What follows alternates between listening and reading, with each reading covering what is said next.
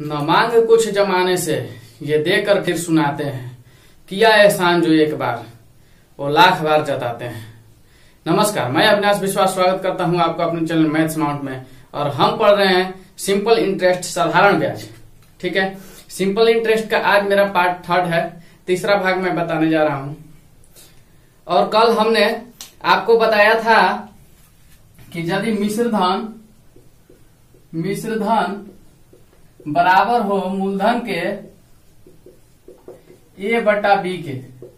कल हमने जो आपको प्रश्न बताया था उसमें यही शर्त था कि मिश्र धन मूलधन के a बटा b के बराबर है। ठीक है, लेकिन आज जो मैं बताने जा रहा हूं वो है कि ब्याज जो है साधारण ब्याज मूलधन के a बटा b के बराबर होगा। ठीक है, आज मैं ये बताने जा रहा हूं। कल मिश्रधन मूलधन के a बटा b के बराबर हो जाता था, लेकिन आज साधारण ब्याज मूलधन के a बटा b के बराबर हो रहा है। तो चलिए सीखिए इस प्रश्न को कैसे सॉल्व करते हैं। प्रश्न दिया गया है, एक धन साधारण ब्याज पर उधार दिया गया, 3 वर्ष में उसका साधारण ब्याज 3/5 हो गया, ब्याज की वार्षिक दर ज्ञात करें। ठीक है, इसमें क्या बताना है, ब्याज का वार्षिक दर ज्ञात करना है। ठीक है, तो कल हम जो प्रश्न पढ़े थे जिसमें मिश्र धन मूलधन के a बटा b के बराबर हो रहा था जैसे में, लेकिन आज साधारण ब्याज मूलधन के 3/5 के बराबर हो रहा है। साधारण ब्याज मूलधन के 3/5 के बराबर हो रहा है। देखिएगा यहाँ पे क्या है, साधारण ब्याज जो है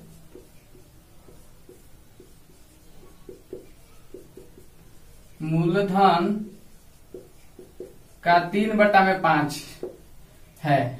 आज का जो प्रश्न है उसमें साधारण ब्याज मूलधन के 3/5 के बराबर है। मूलधन के 3/5 के बराबर कौन है, साधारण ब्याज है। लेकिन कल इसी तरह का हमने प्रश्न आपको बताया था जिसमें मिश्र धन मूलधन के a बटा b के बराबर हो रहा था।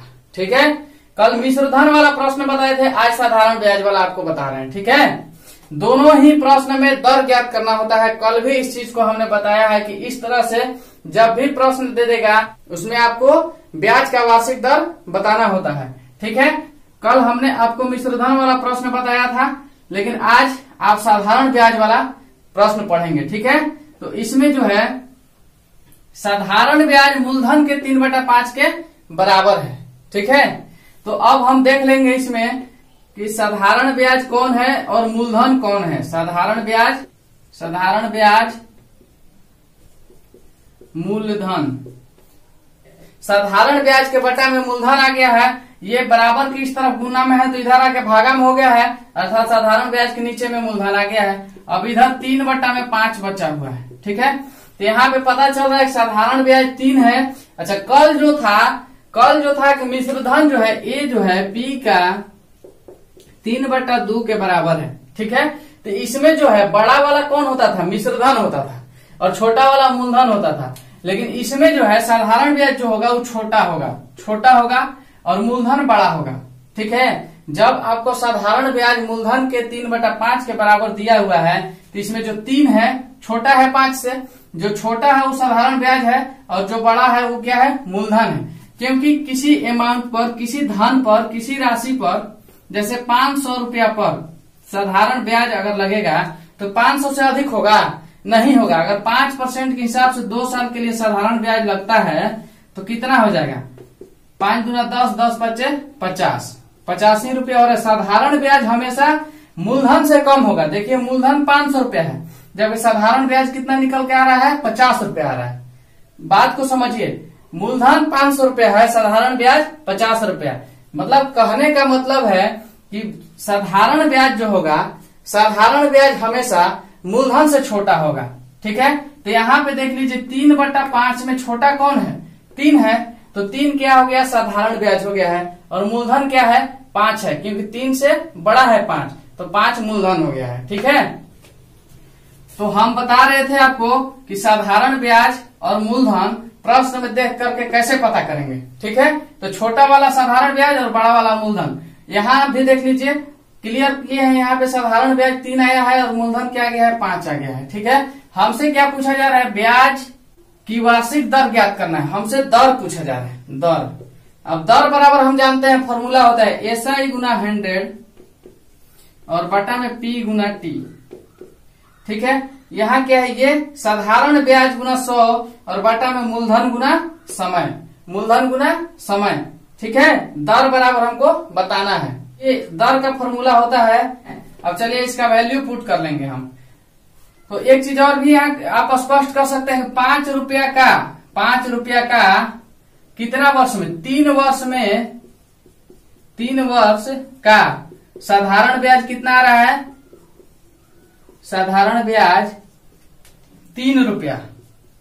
अगर इसको हम रुपया में देखते हैं या यूनिट में देखते हैं तो 5 यूनिट का साधारण ब्याज 3 साल में 3 रुपया के बराबर हो रहा है। 3 साल देखिए समय यहाँ दिया हुआ है। ठीक है, 3 साल में 3 यूनिट के बराबर हो रहा है। 5 यूनिट का साधारण ब्याज 3 साल में 3 यूनिट के बराबर हो रहा है। ठीक है, तो हमको साधारण ब्याज यहाँ पे पता चल गया कि 3 है, तो चलिए 3 लिख लेंगे, गुना में 100 कर लीजिए, और P अर्थात मूलधन 5 है, 5 कर लेंगे, और फिर समय कितना, 3 वर्ष यहाँ दिया हुआ है, 3 वर्ष। चलिए इसको ऐसे कर लें, इस 3 से इस 3 को काट लीजिए, इस 5 से इसको काट लीजिए, 20 कितना आ गया, 20%। यही आंसर हो गया। ठीक है, आपका दर निकल करके आ गया है, दर निकल करके आया 20%। ठीक, तो हमसे ये ब्याज की वार्षिक दर पूछा था जो 20% के बराबर है, यही आंसर हो गया है। ठीक है, तो हम क्या किए हैं, इसमें प्रश्न में बोला है कि एक धन मतलब मूलधन के बारे में बोल रहा है कि एक धन साधारण ब्याज पर उधार दिया गया है 3 वर्ष में, उसका साधारण ब्याज 3/5 हो गया। ठीक है, ब्याज की वार्षिक दर बताए।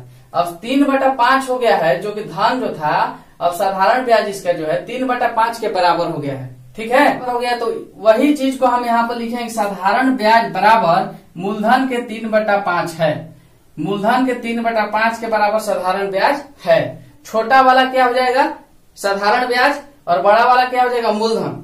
तो यदि हमको साधारण ब्याज और मूलधन पता चल गया तो दर हम ज्ञात कर लेंगे। दर बराबर फॉर्मूला होता है कि साधारण ब्याज गुना 100 बटा में मूलधन गुना समय। इसमें हम बैठाए हैं तो 20% आंसर निकल करके आया है। चलिए आगे देखिए, प्रश्न देखेंगे। साधारण ब्याज पर दिए गए किसी धन का ब्याज उस धन के 3/16 के बराबर है यदि समयों की वर्षों में संख्या दर के 3 गुने के बराबर हो तो ब्याज की दर क्या है। ठीक है, ये भी प्रश्न में दर बताना है, इस प्रश्न में भी आपको दर बताना है। ये सेम प्रश्न है पीछे वाले प्रश्न पर ही। तो चलिए देखिए इसको कैसे बनाइएगा। अगर दर ज्ञात करना है तो दर बराबर तो हम जानते हैं कि फॉर्मूला क्या होता है, लेकिन सबसे पहले 3/16 को सुलझाते हैं। ठीक है, 3/16 को सुलझाएंगे तो क्या दिया है कि साधारण ब्याज पर दिए गए किसी धन का ब्याज उस धन के 3/16 के बराबर है। कौन बराबर है, साधारण ब्याज जो है उस धन के मूलधन के 3/16 के बराबर है। कौन बराबर है, साधारण ब्याज। तो चलिए लिखिए, साधारण ब्याज बराबर उस धन के, धन का बात कर रहा था मूलधन का। ठीक है, उस धन के 3/16 के बराबर है। ये बराबर का चिन्ह बीच में हो गया। ठीक है, ये बराबर, ये मूलधन के 3/16 का वैल्यू जो भी आ जाएगा वो साधारण ब्याज के बराबर होगा। इसका कहने का मतलब यही है। ठीक है, तो हम बताए हैं आपको कि साधारण ब्याज और मूलधन में हमको पता करना हो, यदि इस तरह से 3/16 दिया है कि कौन साधारण ब्याज है और कौन मूलधन है, तो इसको कैसे हम निकालते हैं। जो छोटा होगा वो क्या हो जाएगा, साधारण ब्याज, और जो बड़ा होगा मूलधन। ठीक है, तो इसमें देख लीजिए 3 छोटा है, 16 बड़ा है, तो साधारण ब्याज हमेशा मूलधन से छोटा होता है। ठीक है, तो साधारण ब्याज 3 हो गया और मूलधन 16 हो गया है। यहाँ पर भी आप देख लीजिए, साधारण ब्याज के नीचे में कौन आ जाएगा, मूलधन आ जाएगा। तो लिख लेंगे साधारण ब्याज बटा में मूलधन बराबर 3/16। ठीक है, ये मूलधन कहाँ आ गया, साधारण ब्याज के नीचे में आ गया है, तो साधारण ब्याज 3 हो गया और मूलधन 16 हो गया। हम आपको यहाँ भी बताए हैं कि छोटा वाला क्या हो जाएगा, साधारण ब्याज, और बड़ा वाला क्या हो जाएगा, मूलधन। तो हमको पता चल गया है कि साधारण ब्याज 3 है और मूलधन 16 है। हमसे पूछा क्या जा रहा है, दर पूछा जा रहा है। लेकिन एक शर्त और है, इसमें समय भी नहीं दिया हुआ है। ठीक है, यदि दर पूछता है तो समय कम से कम देता था, लेकिन यहाँ पे समय के लिए एक कंडीशन दिया है, एक शर्त दिया है, समय साफ साफ नहीं दिया है। तो उस समय को हम कैसे ज्ञात कर लेंगे, तो देखिए यहाँ पे यदि समयों की वर्षों में संख्या दर की 3 गुने के बराबर हो तो ब्याज की दर क्या है। तो हम मान लेंगे कि दर x है। ठीक है, यहाँ मानिए दर बराबर x, और दर हमेशा परसेंट में होता है। ठीक है, तो समय के लिए क्या कह रहा है, समय के लिए कह रहा है कि वर्षों की संख्या जो होगी दर के 3 गुने के बराबर होगा। अब देख लीजिए ये x है, x का 3 गुना कितना हो जाएगा, 3x हो जाएगा। x का 3 गुना 3x, ये क्या हो गया, समय हो गया है, समय बराबर 3x आ गया। ठीक है, ये 3x कहाँ से आया, तो कंडीशन दिया हुआ है कि दर का 3 गुना होगा कौन, समय। समय जो होगा दर के 3 गुना है। यदि दर x है तो समय 3x हो गया है। ठीक है, अब चलिए दर बराबर हम निकालते हैं। दर बराबर क्या हो जाता है, ब्याज गुना 100 और बटा में मूलधन और गुना समय, यही होता है। तो चलिए बैठा दीजिए। ठीक है, अब दर के लिए क्या है, यहाँ पे x है, तो x को बराबर में लिख लीजिए, और ब्याज के लिए क्या है, 3 है, 3 गुना 100 और नीचे में क्या, 16 गुना 3x। ये समय के लिए, ये मूलधन के लिए, ये ब्याज के लिए, और ये 100 फॉर्मूला में दिया होता है। x कहाँ से, तो दर का मान हम x माने हैं, x%। ठीक है, अब इस चीज को यहाँ से हल कीजिए, जगह नहीं उधर, इसलिए इधर आ जाइए। तो x है, देख लीजिए x है। चलिए काट लेते हैं, 3 से 3 काटिए, इस 16 से इसको काटेंगे तो यहाँ पे क्या हो जाएगा, 4 चौका 16 और 4 से ये 25 बार में। ठीक है, अब देखिए यहाँ पे x बचा हुआ है, x बचा हुआ है, और यहाँ भी x, ये x और ये x में दोनों में गुना हो जाएगा तो x स्क्वायर हो जाएगा, और इधर क्या बच जाएगा, 25 बटा में 4। तो क्या लिख लेंगे, x स्क्वायर बराबर 25 बटा में 4। ठीक है, अब ये जो स्क्वायर है इधर जाता है तो रूट में हो जाता है, तो 25 को रूट कीजिएगा, अर्थात 25 बटा 4, ये क्या हो गया, रूट में हो गया। ये दोनों रूट में हो गया। क्यों हो गया, इधर से स्क्वायर हटता है और बराबर को उस तरफ जाता है तो रूट में हो जाता है। तो चलिए 25 का रूट क्या होता है, 5 होता है, और 4 का क्या हो जाता है, 2 हो जाता है। x बराबर क्या निकल करके आ गया है, 5 बटा में 2, यही परसेंट हो गया आपका, या 2 दूना 4 और 1 5%। और x किसको माने हैं, दर को माने हैं, दर को माने हैं x, तो मेरा दर निकल करके आ गया है 2.5%, 2.1 बटा में 2%, या कह लीजिए 5 बटा में 2%। ठीक है, यही हमारा दर निकल करके आया है। ठीक है, इस प्रश्न में हमको साधारण ब्याज जो था ना 3/16 के मूलधन के बराबर था, मूलधन के 3/16 के बराबर था। साधारण ब्याज मूलधन के 3/16 के बराबर था, तो हमको साधारण ब्याज और मूलधन यहाँ से पता चल गया। अब हमको क्या चाहिए था, समय चाहिए था। तो समय के लिए यहाँ से शर्त दिया हुआ है कि यदि समयों की वर्षों की संख्या दर के 3 गुने के बराबर हो, तो हमने दर को मान लिया है x, तो समय कितना हो गया, 3x। क्यों 3x, क्योंकि दर का 3 गुना समय प्रश्न में दिया हुआ है। ठीक है, अब उस चीज को हमने यहाँ पे पुट किया है, दर का फॉर्मूला लगाया है, उसका वैल्यू पुट किया है 3 गुना 100 और बटा में 16 गुना 3x, और उसको हल किया है तो 2.1 बटा में 2% के बराबर आंसर आया है। ठीक है, प्रश्न दिया हुआ है एक धन का साधारण ब्याज उस धन का 4/25 हो जाता है, यदि वर्षों की संख्या दर की संख्या के बराबर हो तो ब्याज की दर ज्ञात करें। ठीक है, इसमें भी दर ज्ञात करना है, सेम प्रश्न है, एक ही टॉपिक पे 3 प्रश्न आपको बता रहे हैं। ठीक है, एकदम बढ़िया से समझ जाइएगा। तो आइए देखते हैं, सेम प्रश्न है, पीछे वाले की तरह ही है। यहाँ पे क्या दे रहा है कि एक धन का साधारण ब्याज उस धन का 4/25 हो जाता है। साधारण ब्याज क्या हो जाता है, मूलधन के 4/25 हो जाता है। साधारण ब्याज जो है उस धन के, किस धन के, मूलधन के 4/25 के बराबर हो जाता है। ठीक है, 4/25 हो जाता है का मतलब 4/25 के बराबर हो जाता है। ठीक है, यदि वर्षों की संख्या दर की संख्या के बराबर हो, अब देख लीजिए यहाँ भी जो है वर्ष की संख्या नहीं दे रहा है, कितना साल के लिए ये साधारण ब्याज पर दिया गया है वो चीज हमको पता नहीं है। यहाँ पे बोल रहा है कि वर्षों की संख्या जो है दर के संख्या के बराबर है, ब्याज की दर ज्ञात करना है हमको। ठीक है, तो हम दर मान लेंगे x, लेकिन उससे पहले चलिए ब्याज और मूलधन को क्लियर कर लेते हैं। तो साधारण ब्याज 4 हो गया, मूलधन 25 हो गया, क्योंकि जो साधारण ब्याज होता है मूलधन से हमेशा छोटा होता है, हमेशा छोटा होता है। कौन? साधारण ब्याज। किससे? मूलधन से। तो साधारण ब्याज के बराबर में क्या हो जाएगा? साधारण ब्याज और बट्टा में मूलधन बराबर 4/25। ठीक है, अब 25 रुपया पे 4 रुपया का ब्याज इसको मिलता है। 25 रुपया कितना ब्याज है? 4 है।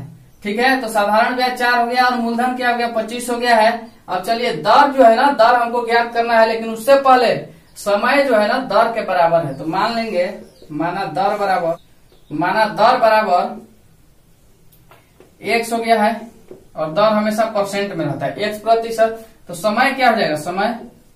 समय भी x हो जाएगा। क्यों हो जाएगा? क्योंकि यहाँ पे आप देख सकते हैं कि यदि वर्षों की संख्या दर की संख्या के बराबर हो, ठीक है, अब वर्ष का संख्या जितना होगा उतना दर का होगा, दर का संख्या जितना होगा उतना ही समय का होगा, ये दोनों आपस में बराबर हैं। तो चलिए दर x हो गया है, x%, तो समय भी x वर्ष हो जाएगा। अब देख लेंगे दर ज्ञात करने के लिए हमको फॉर्मूला होता है, दर ज्ञात करने के लिए फॉर्मूला होता है, क्या होता है? SI गुना 100 और बटा में P गुना T, मूलधन गुना समय। ठीक है, साधारण ब्याज गुना 100 बटा में मूलधन गुना समय, ये फॉर्मूला होता है। अब देखिए दर के जगह पे हम इसका वैल्यू रख लेंगे। दर बराबर हम क्या माने हुए? x माने हुए।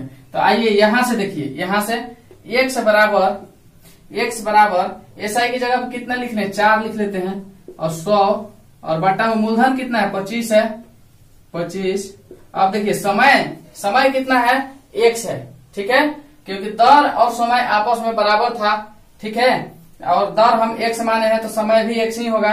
अगर दर और समय आपस में बराबर हो और दर 5% दे दिया हो और समय आपको नहीं पता हो, अगर बराबर कह रहा है तो समय भी 5 वर्ष ही हो जाता है। ठीक है, इसीलिए यहाँ x तो यहाँ भी x, क्योंकि ये दोनों आपस में बराबर हैं। तो चलिए यहाँ पे x लिख लिए। ठीक है, अब इससे इसको काट लीजिए, 25 चौका 100, 4 बार में ये कट गया है।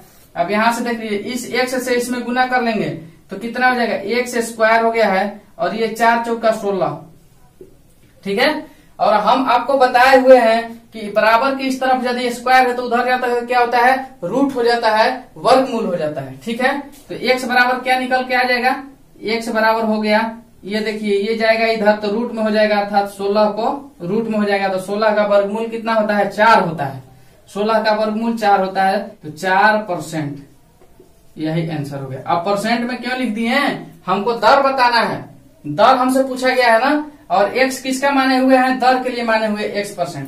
तो चलिए दर बराबर 4%, यही आपका आंसर हो गया है। ठीक है, कोई दिक्कत? कोई दिक्कत नहीं। हम जो बोलते हैं उस चीज को भी सुनिए, ठीक है, ज्यादा क्लियर होते रहेगा। ठीक है, आपको पीछे 2 प्रश्न बता दिए हैं, इसलिए यहाँ पे आप समझ सकते हैं कि x जो है दर के लिए बोल रहे हैं, और यहाँ कोष्ट में दर भी लिख दिए हैं, तो दर बराबर 4% के बराबर आंसर आ गया। तो हमसे यही पूछा गया था कि ब्याज की दर ज्ञात कीजिए, तो ब्याज का दर 4%। ठीक है, अगर आपको समझ में आता है, अगर ये सब प्रश्न आपको समझ में आ रहे हैं या हमारे द्वारा बताए हुए प्रश्न आपको समझ में आता है, अच्छा लगता है, अगर पढ़ पाते हैं, सीख पाते हैं, तो आपको लाइक, सब्सक्राइब और शेयर करना होगा। ठीक है, लाइक, सब्सक्राइब और शेयर करते रहिए और पढ़ते रहिए मेरे साथ मैथ्स माउंट पे। तब तक के लिए दीजिए इजाजत, मिलते हैं कल अगले वीडियो के साथ में, अगले प्रश्न के साथ में। ठीक है, धन्यवाद।